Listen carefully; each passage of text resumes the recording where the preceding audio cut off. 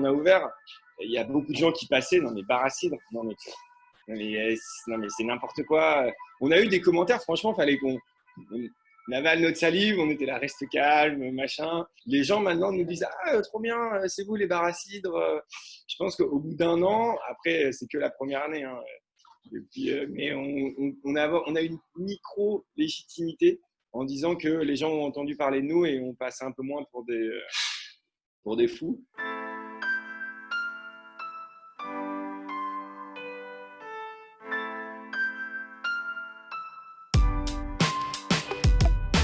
Ouais, alors moi je m'appelle Benoît, je suis originaire de Quimper en Bretagne. J'ai eu l'idée d'ouvrir un bar à cidre il y a 5-6 ans. Alors on est au 51 quai de Valmy, on est sur le canal Saint-Martin. Canal Saint-Martin, l'été, il y a du monde, ça correspondait tellement avec le cidre. Le mariage était parfait, donc on a tout fait pour l'avoir et on l'a eu au final.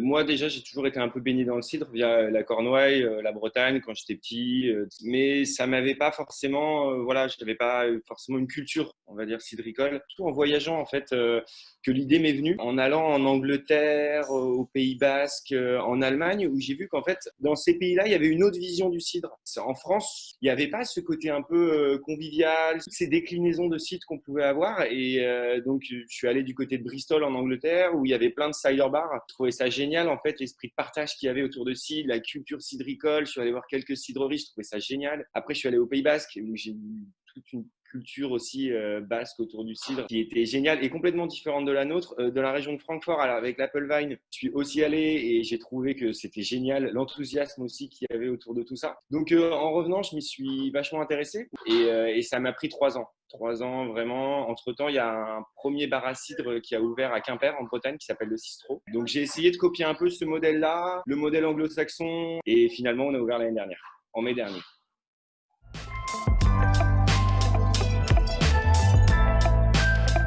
Alors au départ, je te cache pas qu'il y avait beaucoup de scepticisme. Les gens me regardaient, non mais attends, mais tu vas ouvrir un bar à cidre, mais, vas-y ouvre un bar à vodka tant que tu y es ou un bar à, ils me disent non mais ça marchera jamais. Et je pense qu'en France, on a aussi une mentalité à ne pas forcément encourager la nouveauté.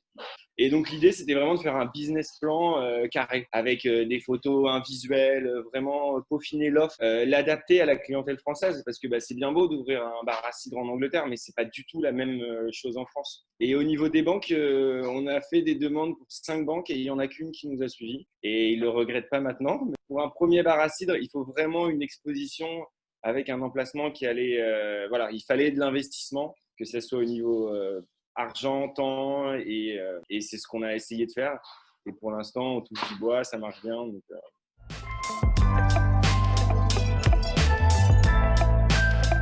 Et je pense que je prends la scène. La scène, en l'occurrence, c'est ce qui m'apporte aussi, par exemple, des touristes. Des touristes qui viennent à Paris, ils vont souvent après à Bordeaux, dans le sud de la France. Il y en a quelques-uns qui vont en Normandie, en Bretagne. Mais du coup, via ici, ils peuvent découvrir nos belles régions de Normandie, de Bretagne, avec que des petits producteurs. Et on essaye de mettre leur cidre en avant.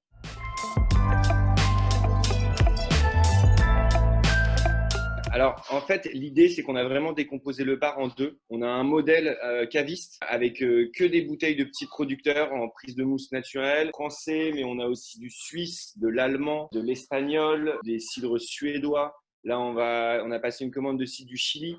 Et tout ça, en fait, c'est un réseau en fait, de producteurs de cidre, entre guillemets, nature. Les parallèles avec le vin sont similaires. En fait, c'est vraiment eux, la plupart, c'est des anciens œnologues qui se sont lancés dans l'univers du cidre. Et donc, c'est vraiment l'accent. Ils mettent en avant des terroirs, des variétés de pommes différentes. Pour moi, c'est vraiment de l'art, quoi. Et nous, on essaye justement de retransmettre cette passion des producteurs. Et on a aussi 8 cidres à la pression. Donc là, c'est plus sur un modèle anglo-saxon et pour une autre clientèle. Ça veut dire qu'on comprend aussi que le cidre, c'est pas encore ce que ça devrait être. Et voilà, des trucs là, on a reçu un écossais vieilli en fût de whisky, des choses comme ça. Et ça va les intéresser au cidre. Et une fois qu'ils seront intéressés, là, on va pouvoir les attaquer avec des bouteilles, l'histoire du cidre. Donc ça a été un moyen d'approche en fait et pour attirer toute clientèle. Je pense qu'il y a des étapes pédagogiques à mettre en place. Je dis ça, mais bon, quand j'ai commencé, j'en avais aucune idée. Là, on commence à peaufiner l'offre. C'est à nous d'essayer de les intéresser et d'entre guillemets de faire leur éducation au niveau du cidre.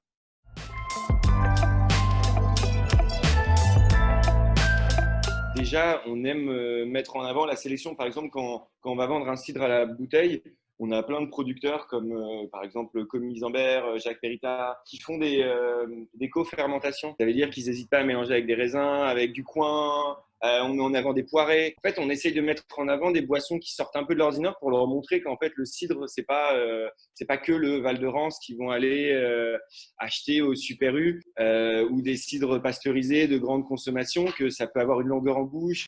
On essaye d'aller chercher des produits atypiques qui veulent leur ouvrir l'esprit un petit peu au niveau du cidre et que un cidre, c'est pas juste un brut, un demi-sec et un doux.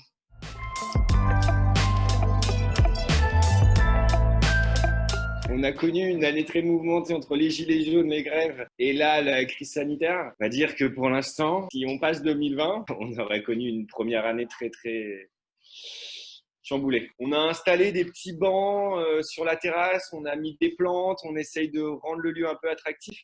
La journée, on fait caviste uniquement. Donc, je ne sais pas si vous voyez là, on a mis toutes nos bouteilles en avant. J'ai fait pas mal de pubs sur Instagram, donc les gens regardaient beaucoup Instagram pendant le confinement.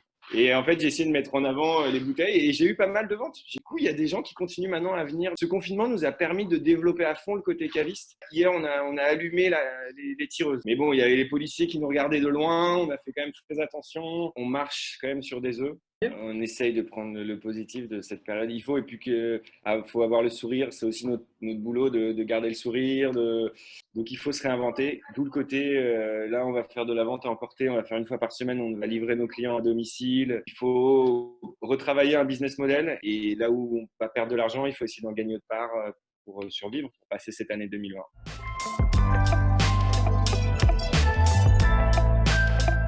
Parce qu'en fait, j'en ai pas parlé, mais l'idée ici, c'est la bolée et les crêpes, c'est poubelle. C'est-à-dire que, enfin pas poubelle, mais en fait, on veut décoller cette image du cidre et de la crêpe. On est le seul pays au monde où on associe le cidre à la crêpe. Ça a peut-être sauvé le cidre il y a quelques années, quand il y a eu des grosses crises. Je trouve qu'on est tombé dans un cliché, en fait, en France, qui maintenant, un petit peu, on a le revers de la médaille et les gens...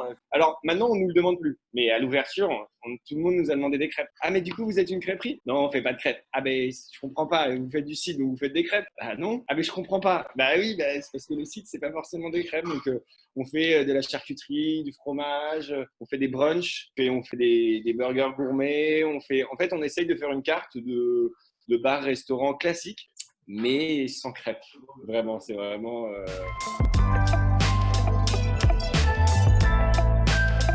En fait, c'est ce que moi j'appelle l'équipe Tour de Fruits. Tour de Fruits, en fait, c'est un salon du cidre nature qui est organisé par Commis Zambert, qui a lieu pendant la Div Bouteille. Et en fait, c'est tout un réseau de petits producteurs qui ont la même philosophie, aucun traitement des pommes, mise en avant du terroir. Pour en choisir un, franchement, mes coups de cœur que je connaissais pas forcément trop, c'est vraiment les poirées. On travaille pas mal avec Jérôme Forget, qui est dans l'Orne. En fait, j'ai découvert cette AOP Donfront, Poiré Donfront. C'est une petite région en Basse-Normandie qui s'appelle l'Orne. Il y a une petite forêt qui s'appelle la forêt du Donfront et la ville de Donfront. Et c'est 15 petits producteurs qui ont la seule AOP poirée au monde. Et on a ces variétés de poires qu'on appelle les plans de blanc, qui sont légèrement acidulés et qui sont, moi, juste géniales parce que je les trouve très équilibrés, fraîchissants. On retrouve le côté poiré, mais sans le côté trop sucré, sans le côté trop gourmand. Et Jérôme, quand j'ai commencé, la première fois, je suis allé au musée du poiré pour waouh, celui-ci, il a un équilibre qui est juste génial et on travaille avec lui depuis. Il y a forcément Éric Bordelais qui fait des très bons poirés, qui est très connu, qui est dans la Mayenne. Il y a Commis Zambert qui fait des co-fermentations, qui organise Tour de Fruits, qui en vrai, il a sa fameuse Tour de Fruits. Donc c'est moitié raisin blanc, moitié pomme. C'est un peu un ovni, mais nous on adore. Comme les Suédois de Frux Stereo, qui font des strips très sour sur l'acidité. C'est explosif, on va dire, explosif et acide. Et il y a pas mal de producteurs du nord de l'Europe, Danemark, Suède, qui font ça. Donc c'est un petit peu foufou. Julien Turel, Cédric Leblois, qui est vers Lannion, en Bretagne. Il y a des bouteilles à la mer, à Quimperlé. Il y a la cidrerie du Golfe, dans le golfe du Morbihan. En Normandie, il y a Antoine Marois, Damien Lemasson. Il y a la famille Dupont avec qui on travaille aussi sur leur cuvée triple. Il y a la Maison Héroux aussi, sur leur extra brut du Cotentin avec lesquels on travaille. Il y a Bordato, avec qui là on va passer une prochaine commande. Coupella aussi. Et on a aussi, oui, pardon, Simon Lemarie, Cidricus. Très bien aussi. Il doit avoir mon âge, très dynamique dans tout ce qui est dans sa philosophie. Et donc voilà.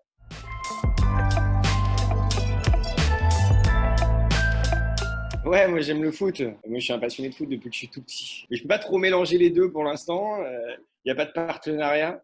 Je suis le foot à Paris. Je suis abonné au Red Star 93, c'est à Saint-Ouen. Au départ, j'étais à fond. On va diffuser les matchs dans le bar, machin. Et en fait, je me suis rendu compte qu'on a quand même beaucoup de clientèle féminine, pas se cacher. Et en fait, ça intéressait pas grand monde, à part mes 4-5 potes au bar qui criaient à chaque but. Donc j'ai rendu compte que ça dérangeait plus les gens qui étaient dans le bar et que nous, alors on était contents parce qu'on regardait le match, mais du coup, je pense qu'on va arrêter de passer les matchs dans pas longtemps parce que c'est pas trop en adéquation avec. On devait passer les matchs de l'Euro. Parce que ça, c'est vraiment cet été, mais bon, ce sera pour l'année prochaine. C'est ma deuxième passion après le cidre.